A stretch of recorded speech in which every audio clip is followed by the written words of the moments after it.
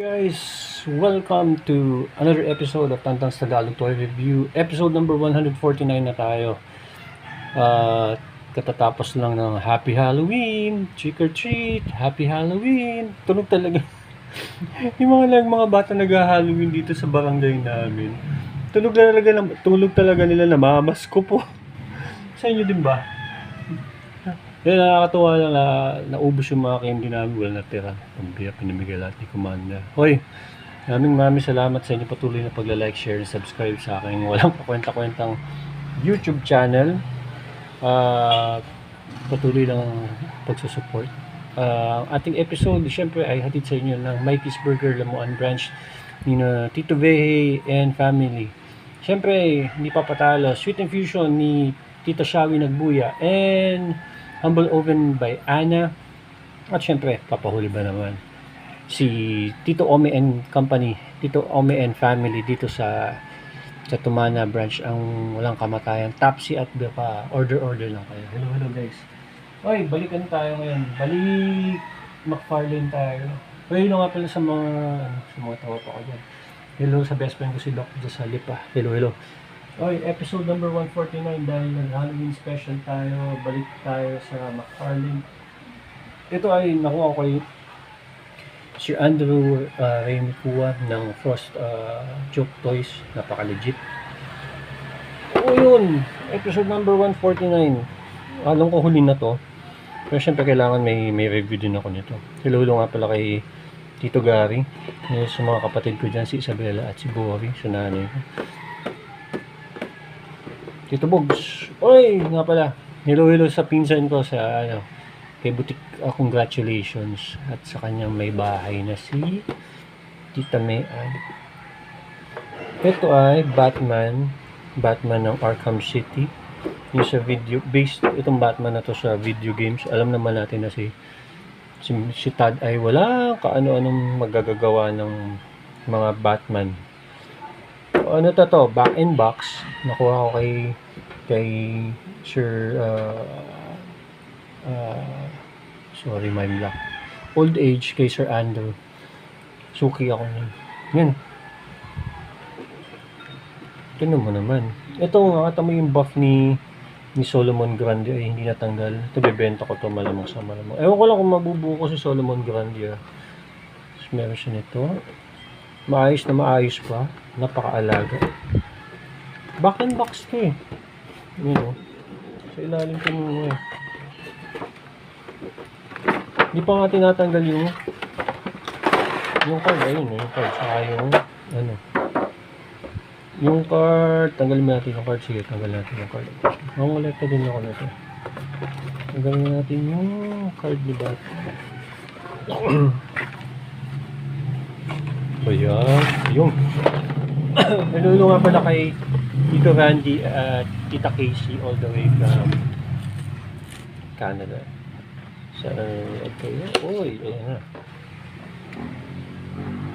So naman lang napaka-consistent niya. Hello kay Sir Mark Chua all the way from Cavite. Mga tropa natin dyan sa bandang Cavite. Hindi na natin i-review yung Solomon Grande na backpack. I-review na lang natin is si Batman at yung weapon niya na limited. Actually, itong set na to, itong buff wave na to, ang kinuha ko lang dito is si Catwoman. Hello sa Geek Portal PH. Salamat sa kanila. At ang binabala ko ito si Penguin. So pag nakakuha ko ng maganda-gandang price na Penguin siguro. Yun.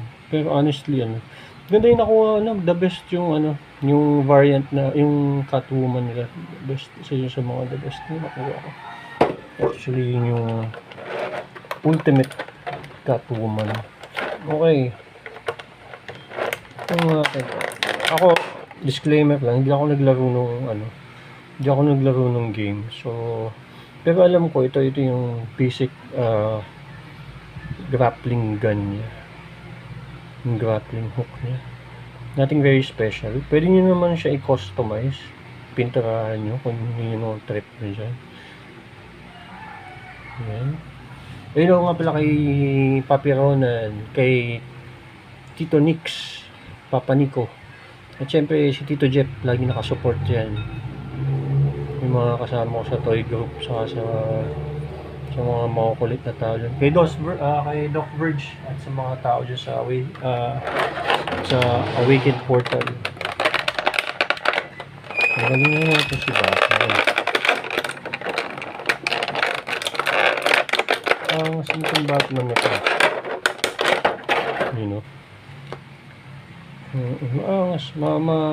Kilala kasi si Sir Andrew na maalaga sa pag galing sa kanya talaga. Okay. On hand, maayos ang itsura. Tawag dito, aesthetically speaking. Maayos yung sculpt niya.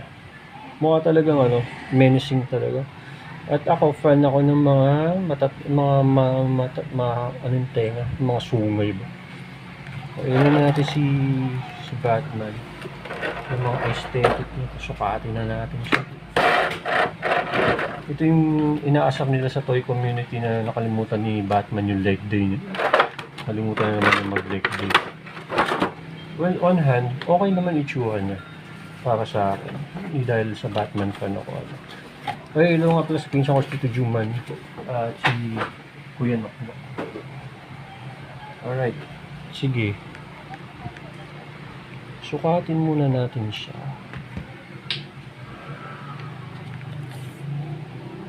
Si Arkham Asylum Batman ay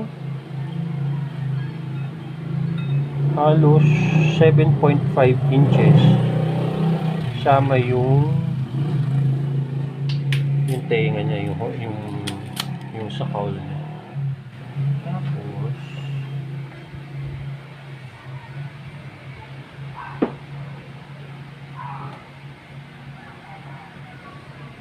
Tapos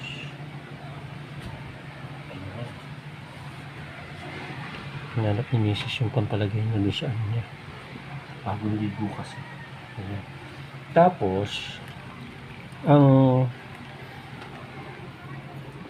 main color scheme ni Batman dito is yung syempre itim niya, yung gray niya, saka ito parang medyo gold to sa game tapos yung silver dito. So comment nyo na lang kung ano pa yung kulang dito sa fig na to.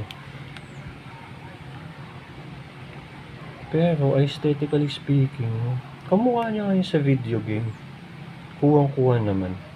O, sige.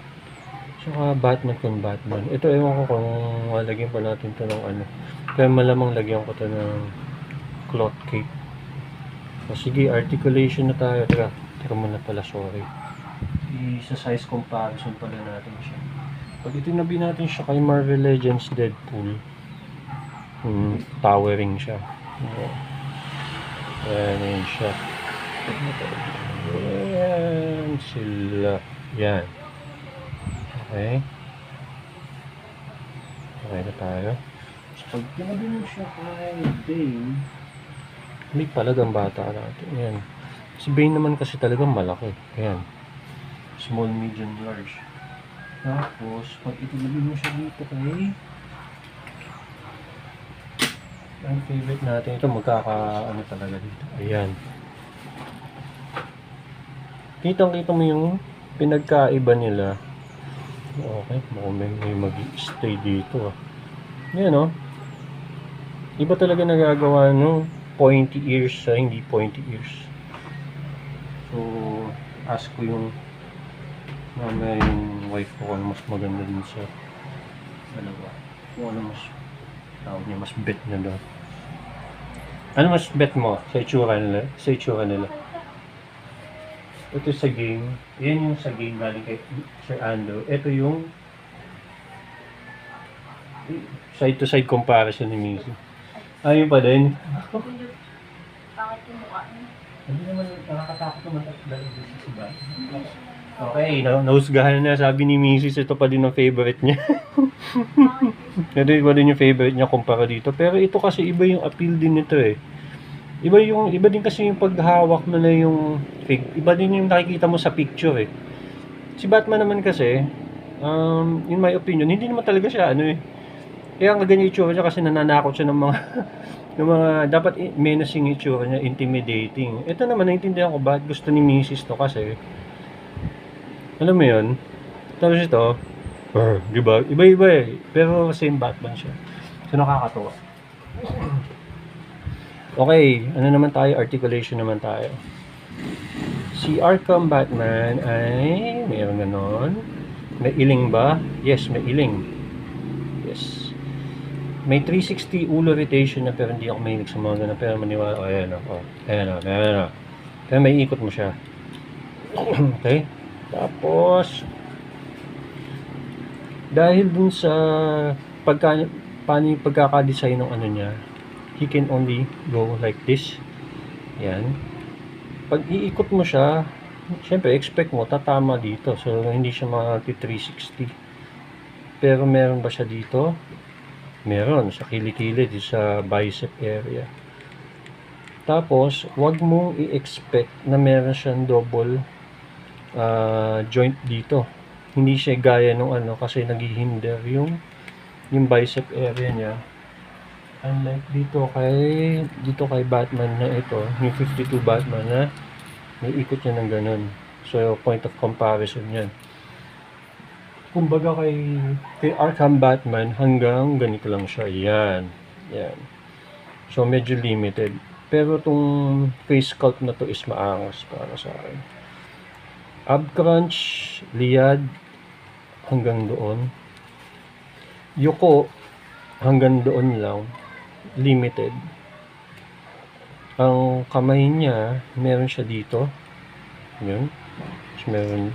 Tapos hindi nga nagaganon. Kasi nga, tumatama dun sa armor niya dito sa gloves niya. Ang ano niya, jointed dito. So, naiikot mo siya. So, may joint dito sa taas. Hiwalay yung sa baba, yung sa salawal. Pag sumipa siya, hanggang doon. Kasi anything more than that, wala na. Hindi na kaya. Hanggang dyan lang siya. Pag paatras naman, hanggang dyan, pero pag inano mo, ayan, figure na siya. Side. Yun. Tapos, ito. Yung kick niya is not so bad. Hindi naman kapangitan. Maayos naman. Yan, ganyan siya. Tapos, itong sapatos niya, yun, mukha na siyang toy. Kasi nga, itong ball joint na ito, hindi mo matatago ito eh. Yan o. Saka kung paano dinisign. So, naiikot-ikot mo siyang ganun. Ayan. Alam ko yung isang Batman ganito din. Pero yung favorite ni Commander, hindi. Meron siyang toe joint dito. Wala siyang side to side. Bababali yung sumpungan dito. Okay. Overall, masasabi ko, kung naging mas muscle ito, oo. Parang itong angas. Ito, upper part hanggang dito.